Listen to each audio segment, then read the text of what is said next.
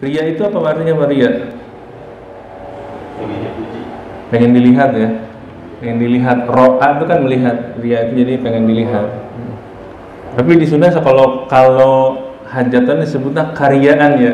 Pengen dilihat memang. Itu ria, karyaan. Ya.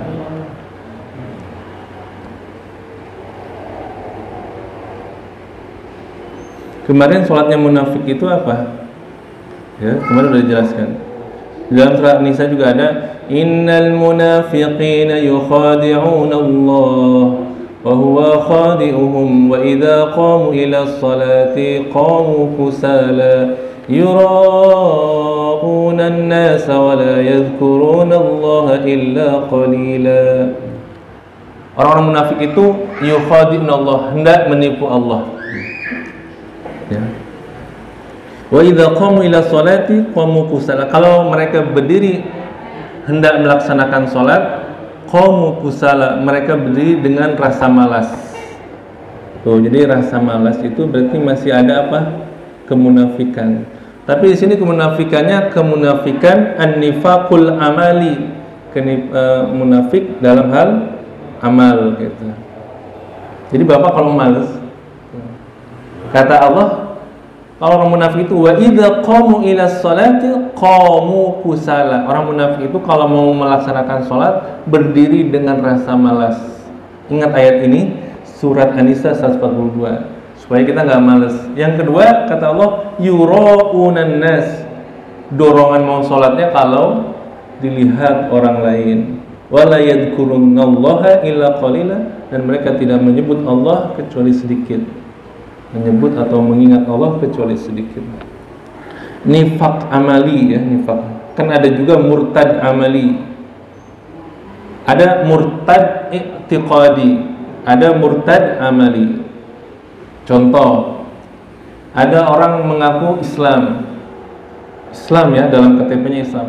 Sholat nggak pernah, puasa nggak pernah, apalagi zakat. Amalnya amal-amal buruk. Amalnya dia judi, dia mabuk, dia narkoba. Dia Islam, mengaku sebagai apa? Muslim.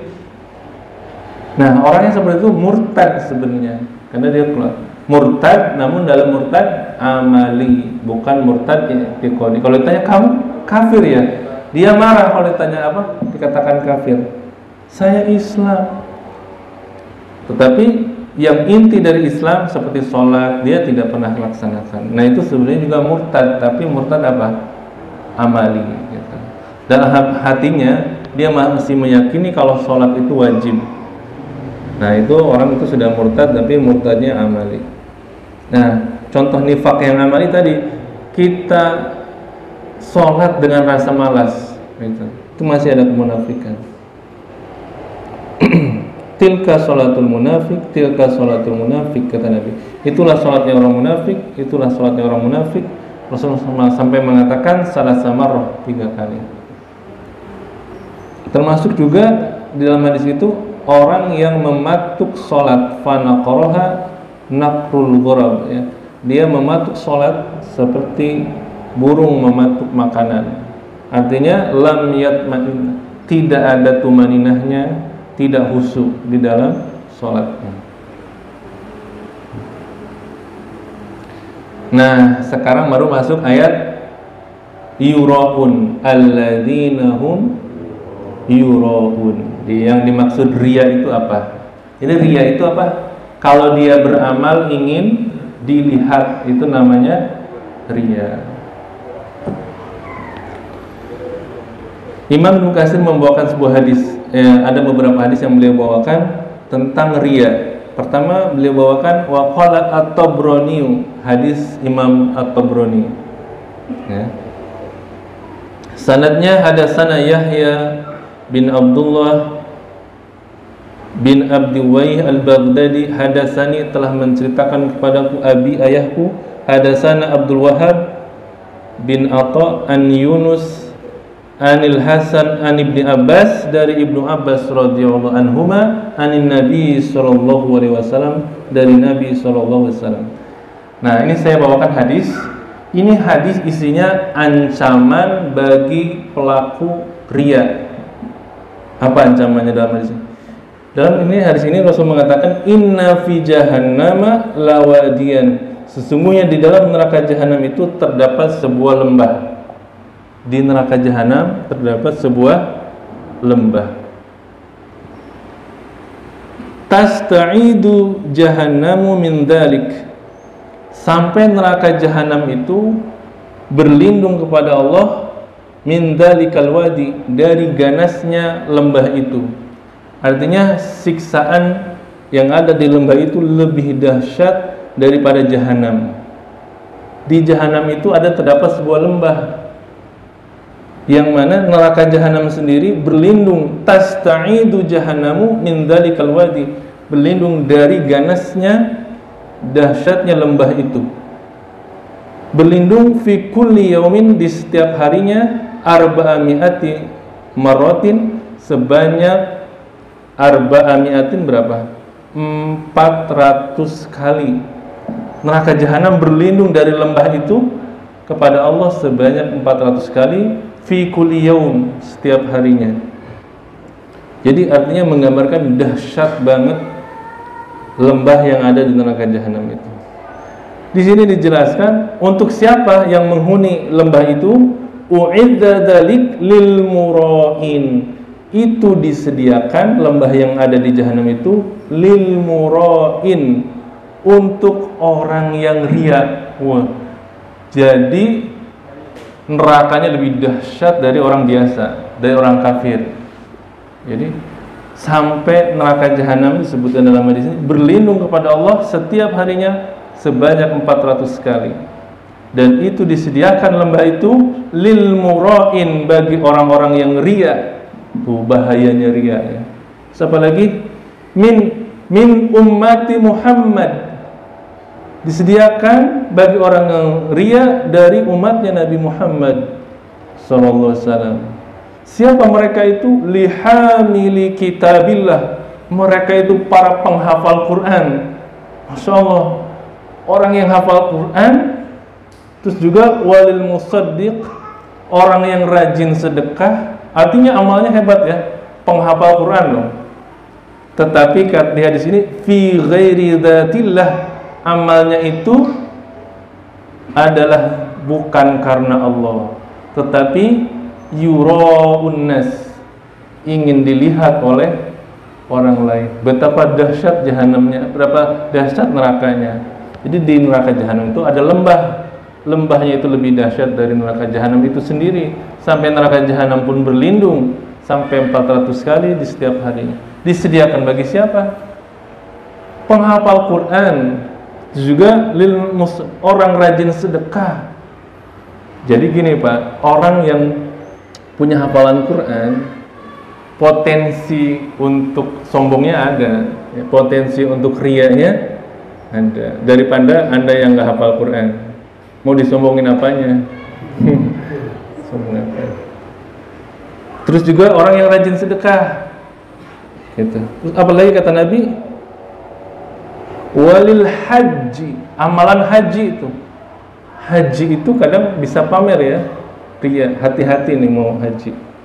Terus juga kata Nabi selain haji, ilal haji ila baitillah walil khariji fi sabilillah, orang yang berjihad di jalan Allah, orang yang berjuang berjihad di jalan Allah, mereka itu juga berpotensi untuk riya, bisa juga untuk sombong, ya, takabur. Nah, inilah hati-hatilah kita terhadap riya, ya.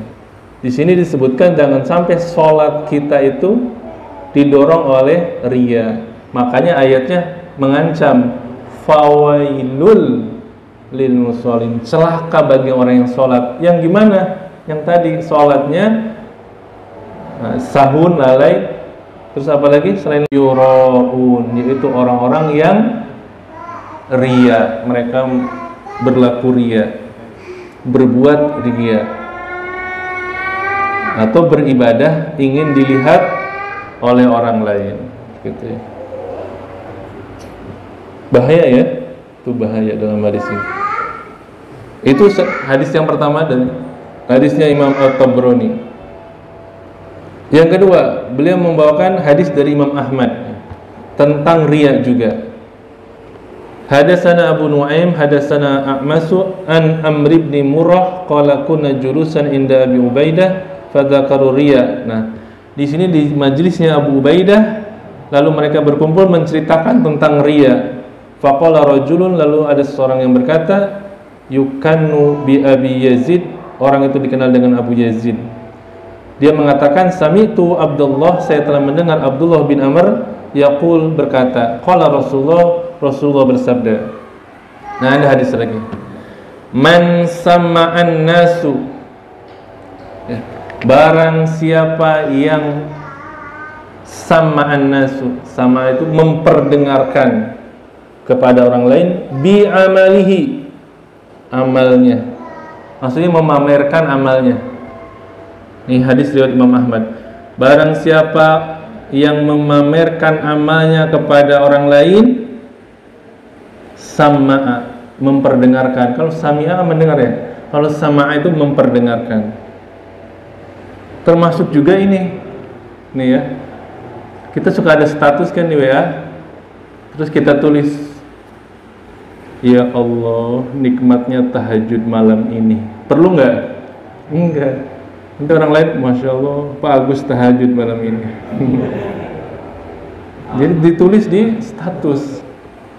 Nah, barang siapa yang memperdengarkan amalnya sama Allah bisami'a khalqihi, maka Allah akan memamerkan amalnya itu di hadapan makhluknya. Terus wa haqqarahu wa sagharahu, Allah akan menghinakan dia dan Allah akan merendahkan dia. Saghara, mengecilkan itu maksudnya apa?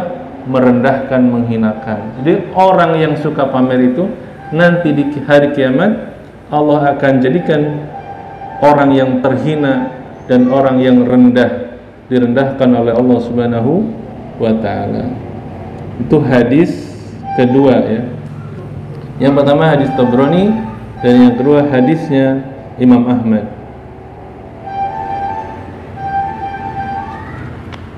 Nah, itu. Terus gini, itu kan riya ingin dilihat, tapi ada lagi kasus lain. Ini ada hadis juga berkaitan dengan ayat ini, alladzina hum yura'un.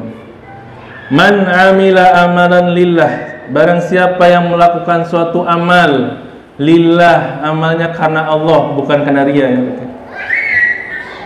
Tetapi ittala alaihin nasu, tetapi ada orang yang melihatnya, saya amalnya itu lillah karena Allah, tidak karena manusia. Tetapi ada tiba-tiba orang yang melihatnya, maka fa'ajabahu, dia pun kagum dengan amalnya.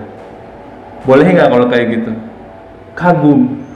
Contoh, Pak Sugeng lagi sholat duha jam berapa? Jam 8 misalkan. Saya bertamu, Assalamualaikum.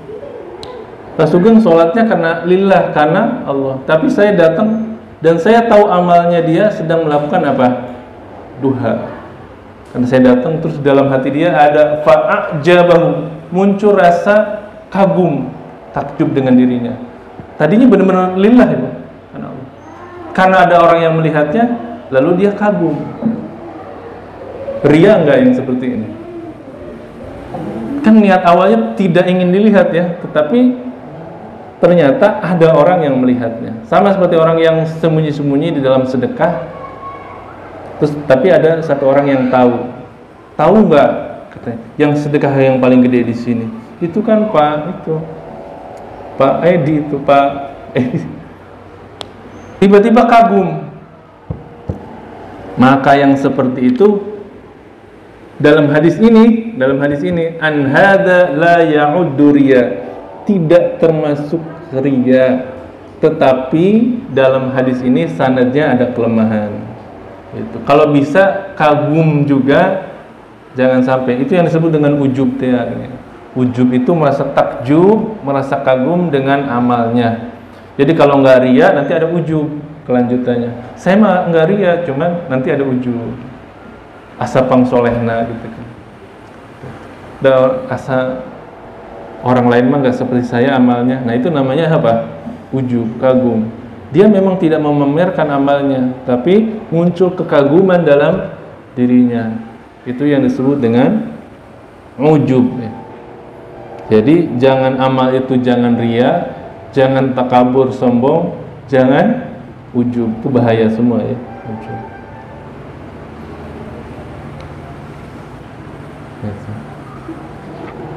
Itu tafsir ayat apa? Alladzina hum yura'un.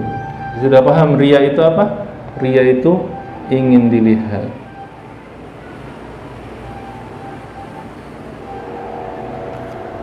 Tapi ada orang yang sedekah siron wa alaniyah.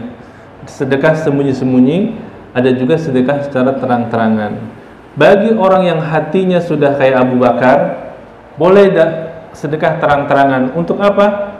Untuk memotivasi yang lain, orang lain. Tergantung hatinya aja. Anda mau sedekah terang-terangan mangga, mau sembunyi-sembunyi lebih baik. Tapi kalau hati kita sudah terjaga, tidak ada rasa sombong kita, tidak ada ria, tidak ada ujub, silahkan mau amal secara terang-terangan, tidak jadi masalah. Ya Abu Bakar, dia sedekah secara sembunyi-sembunyi juga iya, terang-terangan juga pernah dia lakukan gitu. Kalau sedekahnya itu apa? Untuk memotivasi, kalau terang-terangan memotivasi orang lain ya. Nah itu sampai ayat yang keberapa? Alladzina hum yura'un. Nanti terakhir yang ke-7 wa yamnaunal maun. Surat Al-Maun ini ada 7 ayat. Nanti yang terakhir yang saya belum dibahas, wa yamnaunal maun. Apa artinya wa yamnaunal maun? Yaitu orang-orang yang enggan menolong dengan barang yang berguna. Wa yamnaunal maun. Ini dikategorikan di ayat pertama, al-ara'aital ladzi yukadzibu bidin. Tahukah kamu orang yang mendustakan agama? Tahukah kamu wahai Muhammad orang yang mendustakan agama? Artinya orang itu beragama tapi dianggap dusta, yaitulah orang-orang munafik. Jadi ayat ini ditujukan kepada orang-orang munafik. Seperti itu. Jadi kalau melakukan amal, dia beramal karena ria, karena ingin dilihat oleh orang lain. Ya. Demikian yang bisa dijelaskan. Mudah-mudahan ayat ini bermanfaat dan mudah-mudahan Allah menjaga hati kita dari apa yang telah disebutkan dalam ayat ini, yaitu orang-orang yang celaka ya. Mudah-mudahan kita terselamatkan dari ayat-ayat yang telah dibacakan. Demikian yang bisa disampaikan, mudah-mudahan bermanfaat dan kita tutup dengan kafaratul majlis. Subhanaka Allahumma wa bihamdika asyhadu an la ilaha illa anta astaghfiruka wa atubu ilaik.